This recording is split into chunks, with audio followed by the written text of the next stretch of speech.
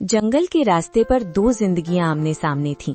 एक तरफ रमेश था, जिसकी सफलता की चमक चोरी और लालच से बनी थी, और दूसरी तरफ मोहन, जिसकी ईमानदारी ने उसे थका तो दिया था पर झुकाया नहीं था। रमेश को देखते ही मोहन ने अपनी फटी चादर सही की, पर रमेश की नजरों में छिपे तानों से वो खुद को नहीं बचा सका। अरे ओ मोहन भाई, कहाँ चले सुबह सुबह अपनी इस बूढ़ी कुल्हाड़ी को लेकर? फिर वही सूखी टहनियां ढूंढने? मरे हुए पेड़ तो अब शमशान में भी नहीं मिलते, तुम अब भी जंगल में उन्हें खोज रहे हो। राम राम रमेश भाई, बस कर्म कर रहा हूँ, नसीब में जो होगा मिल जाएगा। नसीब? अरे भाई, नसीब हाथों की लकीरों में नहीं, कुल्हाड़ी की धार में होता है। देखो मेरी गाड़ी ताजी लकड़ियों से लदी है, शहर पहुंचते ही गड्डियां हाथ में होंगी, और तुम्हारी हड्डियों की गिनती दूर से हो रही है। सुना है कल मंडी से खाली हाथ लौटे थे, बच्चों ने कल भी पानी पीकर रात काटी होगी। मोहन, आंखों में हल्की नमी पर आवाज में सख्ती। मेरे बच्चे क्या खाकर सोए, ये मेरी और मेरे रब की बात है रमेश, पर कम से कम उन्हें ये तो पता है कि उनका बाप किसी के हक की लकड़ी काटकर घर नहीं लाता।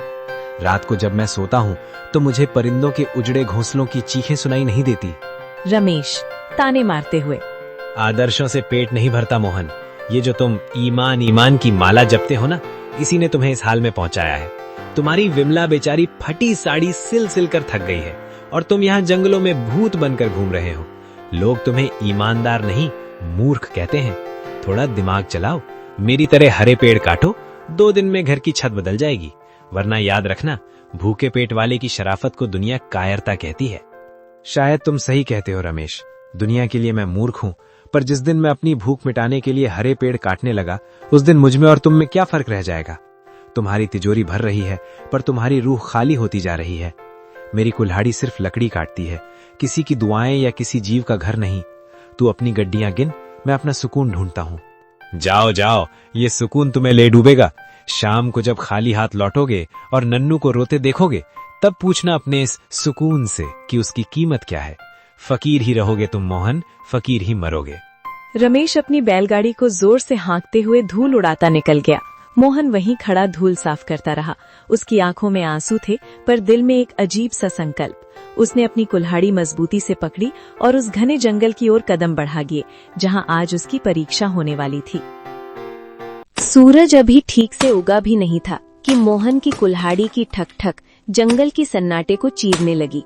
शरीर में जान नहीं थी। कल रात सिर्फ आधा गिलास पानी पीकर सोया था, पर हाथों में बच्चों के भूखे चेहरों की याद ने बिजली भर दी थी। पसीना माथे से बहकर आंखों में जा रहा था, पर मोहन रुकने का नाम नहीं ले रहा था। बस थोड़ा और।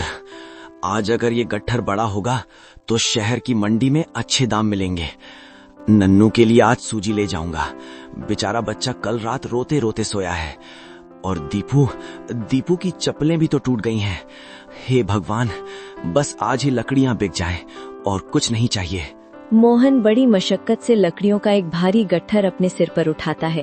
उसका शरीर कांप रहा है, पर उम्मीद उसे चला रही है।